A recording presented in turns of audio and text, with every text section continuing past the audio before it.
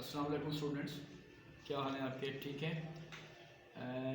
Last हमने coordinate geometry के हवाले से एक दो लेक्चर्स किए थे और उसमें हमारा टॉपिक था gradient of a straight line. ठीक है, उसको भी अगर आप जो मैंने पिछला हमारे लेक्चर किया था उसको भी प्लीज़ देख लीजिएगा।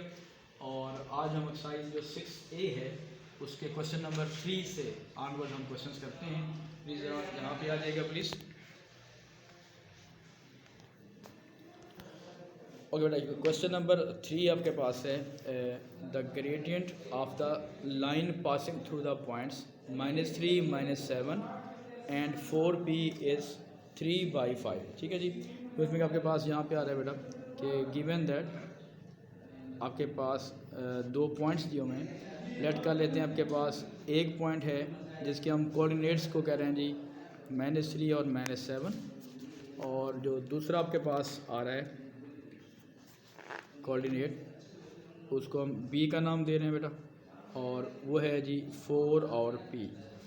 अब इसमें इंपॉर्टेंट बात है देखिए कि उसने बता दिया है कि ग्रेडियंट जब निकालेंगे, सुन लें बेटा प्लीज़, इसका बेटा ये होता है x1, दो पॉइंट्स हैं x1 y1 और ये कौन सा है जी x2 y2। जब हम इसका ग्रेडियंट निकालेंगे, ठीक है जी, हाँ जी, ग्रेडियंट का फार्मूला बेटा क्या होता है कि जब हम दो पॉइंट्स का ग्रेडियंट निकालेंगे तो the formula will be y2 minus y1 x2 minus x। ठीक है, यस सर। अब आपके पास ये है कि इसमें जो y2 है वो बेटा p है, माइनस y1 -7 आ रहा है, तो फार्मूले में माइनस है लेकिन ये -7 आ जाएगा, और डिवाइडेड बाई x2 बेटा 4 आ रहा है यहाँ पे। ठीक है, और -x1 यहाँ पे बेटा क्या आ रहा है आपके पास -3 आ रहा है। लेकिन उसने आपको पहले से आंसर दे दिया है कि उसने इस क्वेश्चन में कहा हुआ है द ग्रेडियंट इज़ 3/5। ठीक है, ग्रेडियंट उसने आपको पहले से दे दिया है।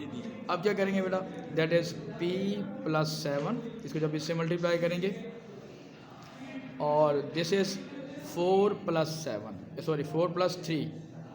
ठीक है बेटा, माइनस से माइनस मल्टीप्लाई हो जाएगा, दिस इज़ 3/5। तो देखिए ऊपर क्या लिखा हुआ है आपके पास, p + 7/7 इज़ इक्वल टू 3/5। अब हमने क्योंकि p की वैल्यू निकालनी है तो क्या करेंगे, इसको क्रॉस मल्टीप्लिकेशन भी कर सकते हैं, लेकिन क्रॉस मल्टीप्लिकेशन उस वक्त क्या करें अगर अननोन डिनोमिनेटर में हो। यहाँ पे तो ये पहले से ही ऊपर है ना जी, वैल्यू न्यूमिनेटर में है, तो आप सिर्फ 7 को उधर लेके जाएँ। हमारा क्या बन जाएगा ये p + 7 इज इक्वल टू 7 3 21/5।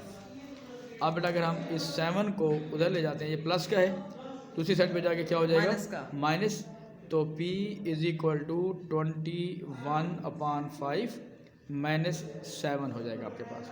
हाँ जी, अब आपके पास क्या बन गया बेटा, p इज इक्वल टू, अब देखें ये फ्रैक्शंस हैं बेटा, तो इसका एलसीएम क्या बन रहा है, अगर हम इसको डिनोमिनेटर सेम करते हैं तो इसका एलसीएम अगर इसको 1 करेंगे तो एलसीएम इसका बेटा क्या बन रहा है 5। अब डिनोमिनेटर सेम का कॉन्सेप्ट है, हमने इसको भी 5 करना है, इधर भी 5 से करना है, तो यहाँ पे तो 5 से मल्टीप्लाई करेंगे, ऊपर नीचे भी करेंगे बेटा, और ऊपर न्यूमिनेटर से भी मल्टीप्लाई कर देंगे, तो this is known as the same denominator, this concept is. तो ऊपर क्या आ गया बेटा 21 माइनस 7 5 35।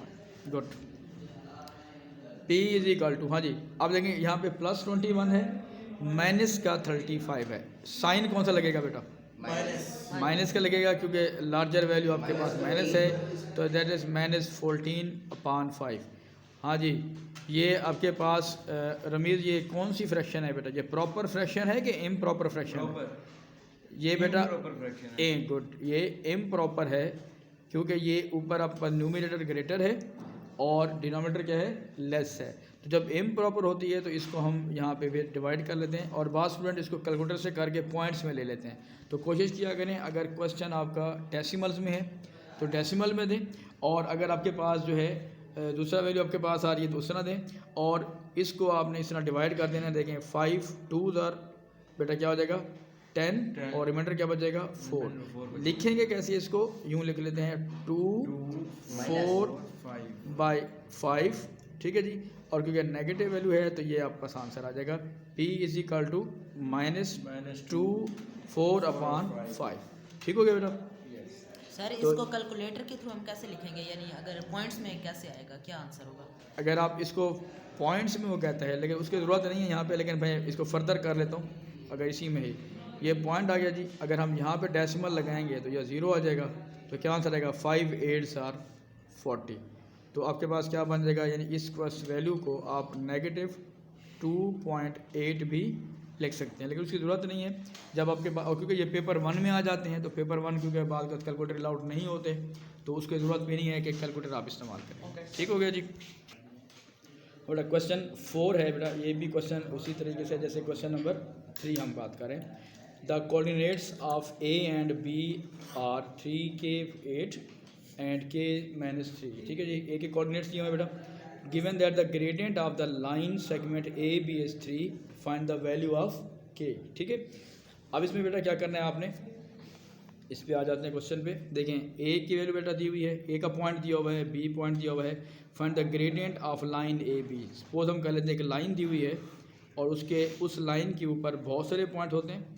इसने यहाँ पे 2 पॉइंट सिंपल आपको दिए हुए हैं, एक ए है बेटा और एक क्या है, बी है, और उसका ग्रेडियंट उसने पहले से हमें दे रखा है, दैट इज़ 3।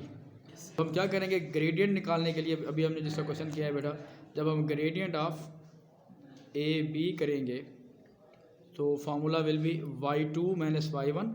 अब इसको देखिएगा, इस पॉइंट को लिखें, अगर हम इसको x1 y1 कह दें बेटा, और ये क्या होगा x2 y2, तो फार्मूला हमारे पास बनेगा यानी कि y2 - y1 upon x2 - x1 is equal to 3। उसने पहले से बता दिया कि इसका आंसर क्या आ रहा है, 3 आ रहा है। ठीक हो गया।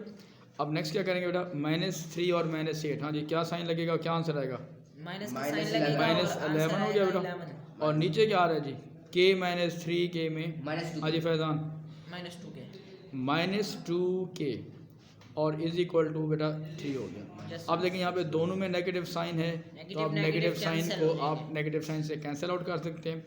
अब यहाँ पे देखिएगा, जब लास्ट मैंने कहा था कि अगर आपके पास ये डिनोमिनेटर फॉर्म में हो तो फिर आप क्रॉस मल्टीप्लिकेशन कर लिया करें। अब देखें k की वैल्यू निकालनी है बेटा, तो k को उधर क्या कर सकते हैं हम, मल्टीप्लाई करेंगे, तो that will be 11 is equal to 2 3 दार 6k आ जाएगा। लेकिन हमने वैल्यू निकालनी है k की। रमेश क्या करें बेटा, ये है 11 इज इक्वल टू 6 को वापस ले जाएंगे इधर, और 6 को उसमें डिवाइड कर रहे हैं, तो इसका कॉन्सेप्ट मतलब यूँ भी आप कर सकते हैं कि 6 को dividing both sides by 6 cancel हो जाएगा, 6 से 6 1 6 हो जाएगा बेटा। k is equal to 11/6। हाँ जी अहमद, ये कौन सी फ्रैक्शन है बेटा, फ्रैक्शन इम्प्रॉपर, ये इम्प्रॉपर फ्रैक्शन है बेटा। ठीक हो गया। तो हम क्या करेंगे, इसको जब डिवाइड करेंगे 11 को 6 पर, 6 1 6 हो गया बेटा, क्या बचेगा 5। तो इसका जो रिमाइंडर है दैट इज़ 5, तो क्या हो जाएगा, k की वैल्यू बनेगा 1/5/6। ठीक हो गया बेटा। तो ये आपका ओवरऑल जो है इसका ये एक आपका आंसर आ रहा है। Okay, yes sir, thank you, welcome.